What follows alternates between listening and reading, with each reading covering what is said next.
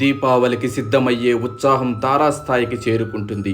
ఈ సమయంలో అత్యంత ముఖ్యమైన ఆచారాల్లో ఒకటి లక్ష్మీ పూజ. ఇది సంపద, శ్రేయస్సు మరియు అదృష్టానికి దేవతైన లక్ష్మీదేవికి అంకితం చేయబడింది. ఇంట్లో లక్ష్మీ పూజ చేయడం మీ జీవితంలో సమృద్ధిని స్వాగతించడానికి ఒక అందమైన మార్గం. మరియు ఇది చాలా గృహాలకి దీపావళి ముఖ్యమైన భాగం. మీరు ఈ ఆచారానికి కొత్తవారైనా లేదా అనుభవజ్ఞులైన భక్తుడైన ఈ పూజ కోసం పవిత్ర వాతావరణాన్ని సృష్టించడం అర్థవంతమైన మరియు సంతృప్తికరమైన వేడుకను నిర్ధారించడానికి కీలకం. మీరు ఇంట్లో లక్ష్మీ పూజను ఎలా నిర్వహించుకోవచ్చో మరియు దానిని నిజంగా ప్రత్యేకంగా ఎలా చేయవచ్చునో అన్వేషిద్దాం. లక్ష్మీ పూజకు సన్నాహాలు అసలు రోజు కంటే చాలా ముందుగానే ప్రారంభమవుతాయి. సాంప్రదాయకంగా ఇంటిని జాగ్రత్తగా శుభ్రం చేస్తారు, ఎందుకంటే లక్ష్మీదేవి శుభ్రంగా మరియు చక్కగా ఉంచబడిన ఇళ్లలో మాత్రమే ప్రవేశిస్తుందని నమ్ముతారు. మీ ఇంటిని రంగోలి, దీపాలు మరియు పూలతో అలంకరించడం పండుగ వాతావరణానికి తోడ్పడుతుంది మరియు సానుకూలతను ప్రేరేపిస్తుంది. మీరు పూజ నిర్వహించడానికి ఒక ప్రత్యేక స్థలాన్ని కూడా సిద్ధం చేసుకోండి.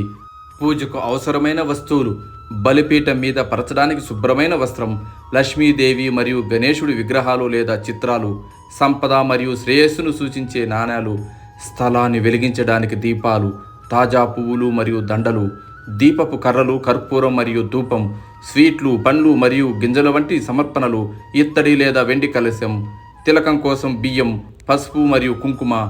ఈ వస్తువులన్నీ ముందుగానే సిద్ధం చేసుకోవడం వల్ల పూజ సజావుగా సాగుతుంది.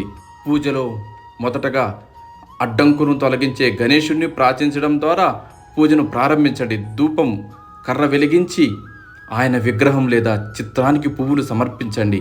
ఆయన ఆశీస్సులు పొందడానికి ఓం గణ గణపతయే నమః వంటి చిన్న మంత్రాన్ని జపించండి.